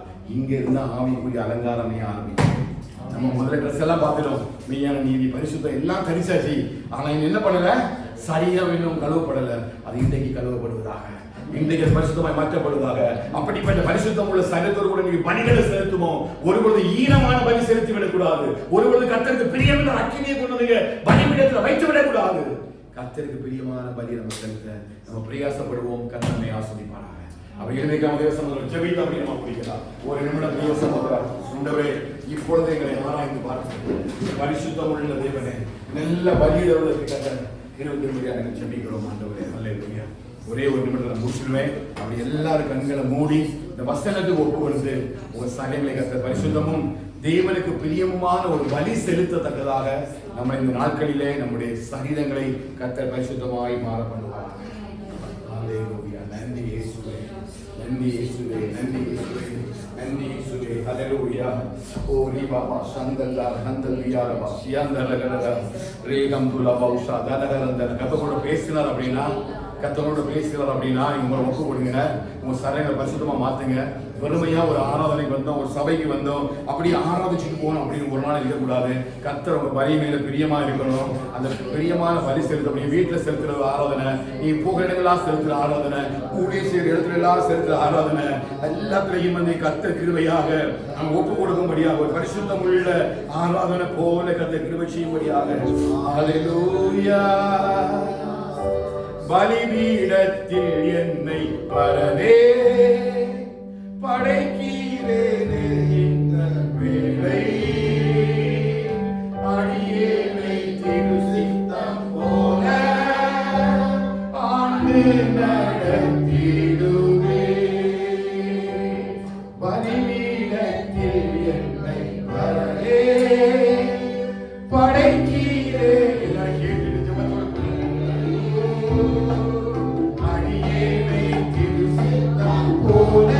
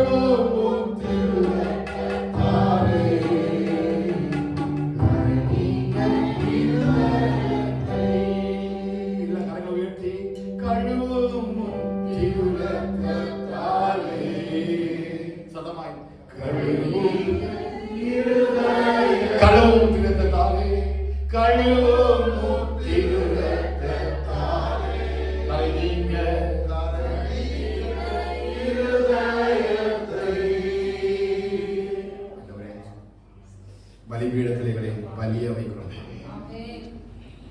எங்க சரீரங்களை பரிசுத்தமா வைக்கிறோம்.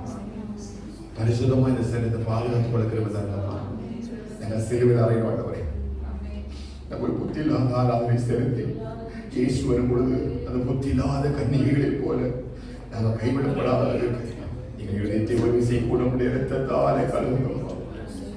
இரத்தத்தாலே கரை நீங்க இதயத்தை முழுதுமாக கல்வியறணும் அப்பா, முழுதுமாய் கல்வியறணும்.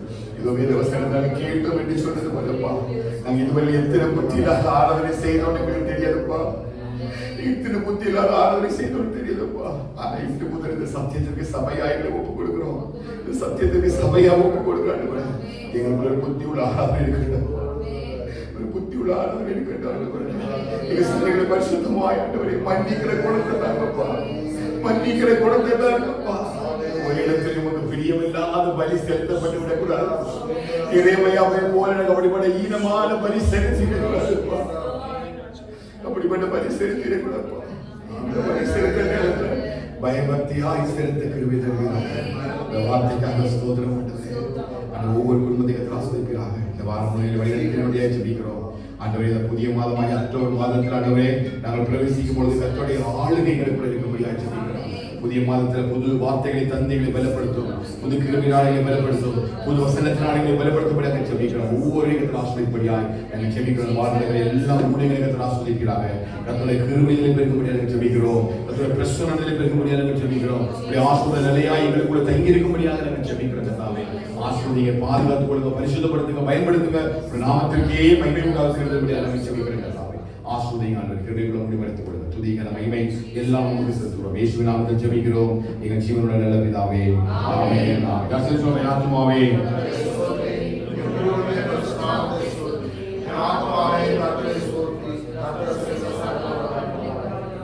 ஆசீர்வாதம் நம்முடைய கர்த்தராகிய இயேசுவின் கிருபையும் பிதாவாகிய தேவனுடைய அன்பும் பரிசுத்தாவிய இயேசுவின் சிநேகமும் மீண்டும் சதா காலங்களிலும் ஆண்டவராகிய இயேசு வருகையிலும் சகல பரிசுத்தரோடும் சபையோடும் நம்ம அனைவரோடு தங்கி இருப்பதாக. ஆமென். ஆமென். ஆமென்.